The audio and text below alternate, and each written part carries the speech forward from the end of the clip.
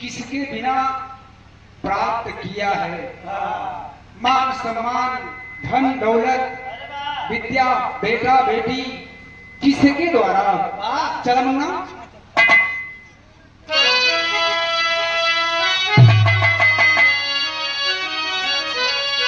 अरे कुछ नहीं पावेला हो, कुछ नहीं पावेला, कुछ नहीं पावेला हो, कुछ नहीं पावेला, करमवा के बिना मानो कुछ नहीं पावेला।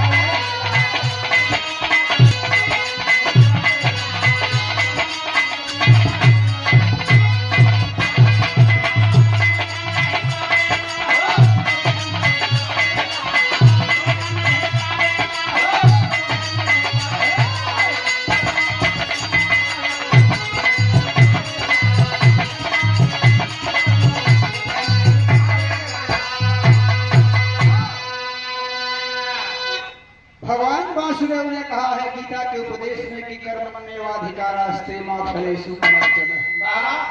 रामायण में गोस्वामी जी ने दर्शाया है कि कर्म प्रधान विश्व का विराट और जो जस करे ते तस फल चाखा। ए बाबूजी, कर्म मानव जीवन देता है। लख 84 भटक के पथ पर अटको आए और अबकी पासा न लगा तो फिर 84 जाए। यदि कर्म से चूक गए ये मानव तन पुनः मिलने वाला नहीं है। कबीर कहा न करे बिलो देही देख सुरंग, बिछुड़ जात फिर ना मिली जस का चली भुजंग। कर्म प्रधान है, कर्म के बिना कुछ नहीं मिलने वाला है। कैसे मालिक?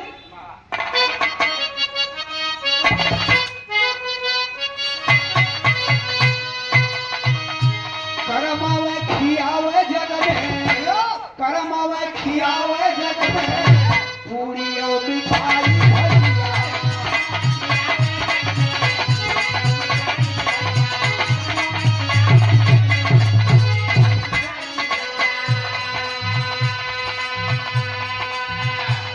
कर्मावे से मानोला तू, कर्मावे से मानोला तू, जिंदगी बनाई भैया।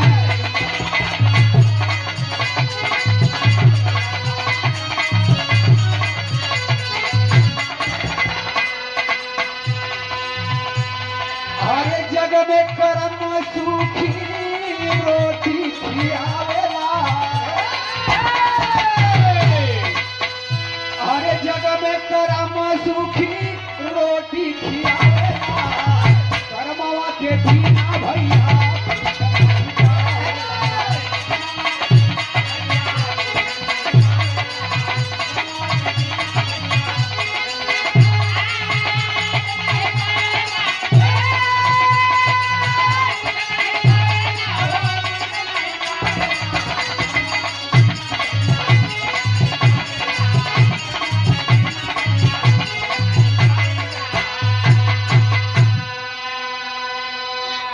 आज एक कर्म ही है जो राम की पूजा हो रही है, श्याम की पूजा हो रही है, और न हमारे आपके नहीं मनाया है। और कर्म पर ही आधारित है मनुष्य का मरण। एवं एक आदमी का मौत सुन करके लोग आहे भरते हैं, फलाने मर गए, अरे अरे बड़ा बढ़िया मरे रहे, बड़े नेक आदमी थे, वही स्वर्ग है। आ एक आदमी मरल के सूचना दे कि भैया फलाना तो मर गए। अरे कहे का कहे, बड़ा कुपंथी है, मर गए, गांव कल्याण हो गए। कर्म की बात है बाबू जी। अगली लाइन में कर्म से क्या मिलत हो?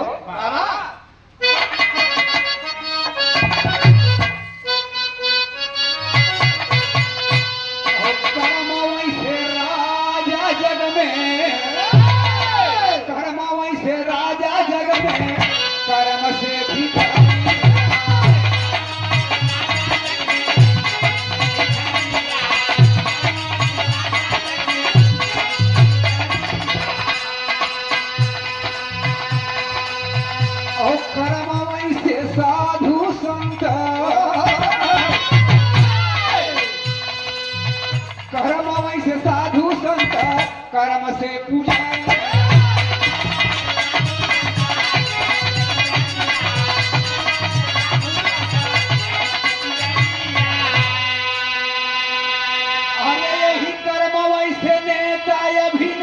सब कहावेला। ए बाबू, कर्म से ही लोगों की वंदना होती है।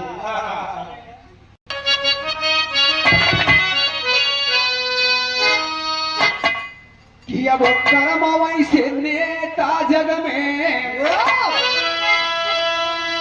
अरे कर्म वैसे नेता अभिनेता सब कर्म प्रधान जग में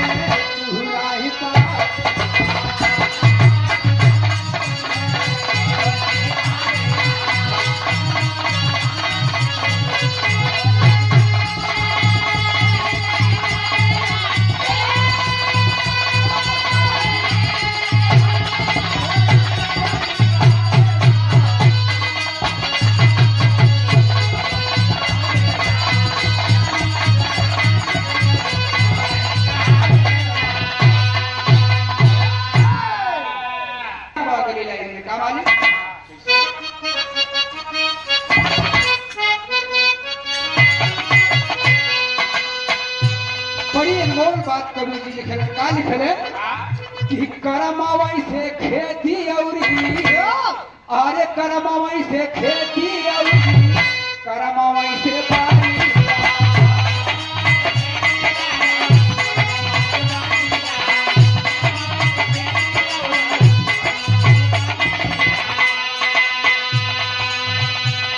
अरे करमावई से खेती औरी, करमावई से बढ़िया, और करमावई से बेटी बेटा मिले बहुआरी।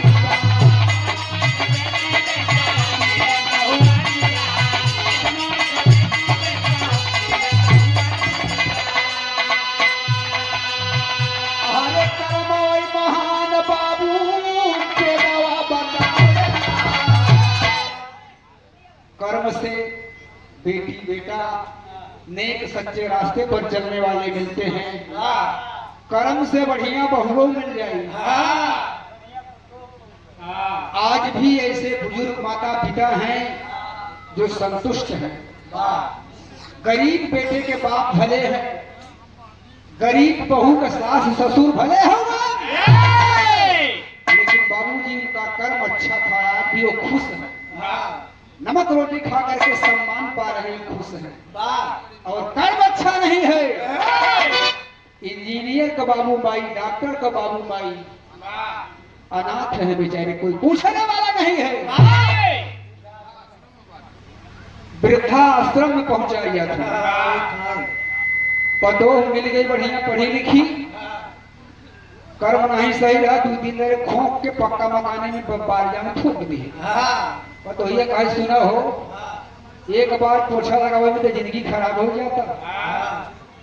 बाएं कोना में तोहार माई, दाहिने कोना में तोहार बाबू, थोक के सत्यानाश कर देते हैं। कहा तब का करी, कहने से तो वृद्धाश्रम पहुंचा। संपन्न है ना, लेकिन कर्म अच्छे नहीं थे। इसलिए कवि जी का कहना है क्या,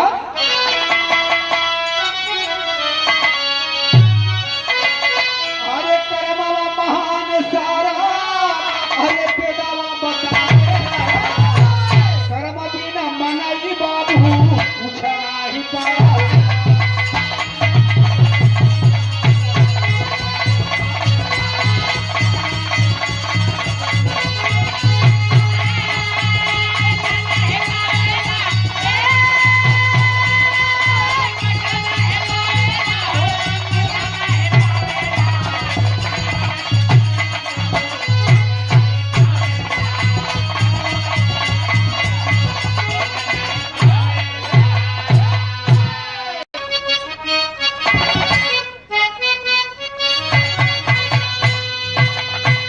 अगले बंद में कवि ने कहा कि कर्म और समय एक, कि कर्म और समय एक दूजे के अभाव।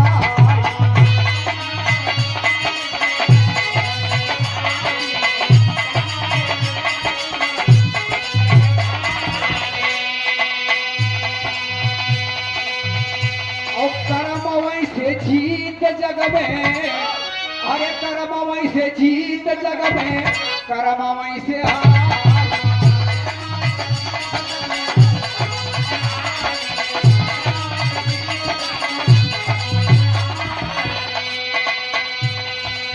अरे कर्म वैसे चोटी ऊपर, अब कर्म वैसे चोटी ऊपर झंडा फहराएगा। कर्मवा के बिना मानो कुछ नहीं पाएगा।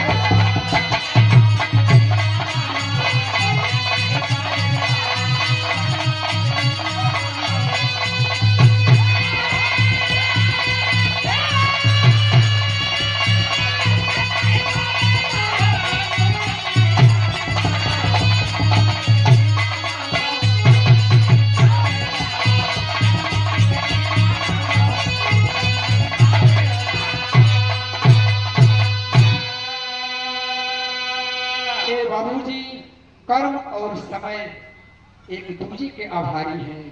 समय के अनुसार यदि आप कर्म करेंगे तो आपका कर्म व्यर्थ नहीं जाएगा। आजकल गेहूं को तो हुए है, भगवान वासुदेव ने बताया है बाबा, और कर्म ही महान था।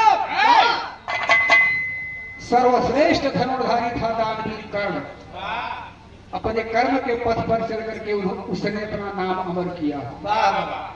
आज भारत की जवान सीमा पर अपने कर्म और पुरुषार्थ के बल पर तिरंगा झंडा फहरा रहे हैं।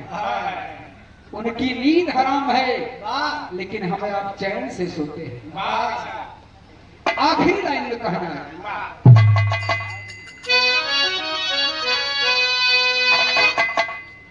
गुरुवर बिहारी करम, अरे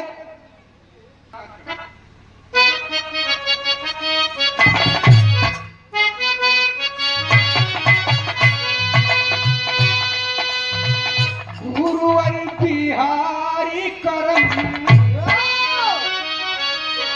गुरुवर बिहारी करम दुनिया में आ।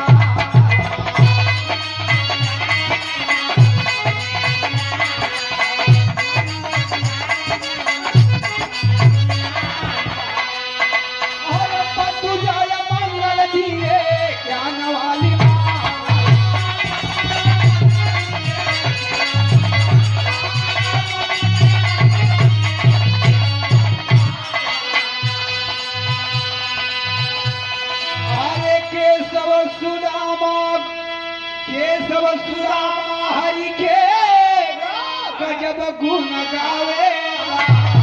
क्या बात है।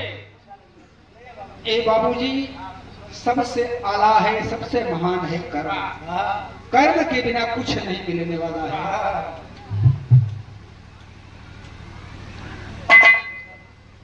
किसी कवि ने लिखा है कि उद्यमेन ही कार्य सिद्ध्यन्ति, उद्यमेन ही कार्य सिद्ध्यन्ति न मनोरथ, सुप्तस्य सिंहे मुखस्य मृगाः न गमिष्यति। सोए हुए सिंह के मुख में शिकार खुद नहीं जाता, उसे कर्म करना पड़ता है। इसलिए कवि ने लिखा आखिरी लाइन में कई बार लाइन बदल जाएगी। भैया का नंबर भी रहा।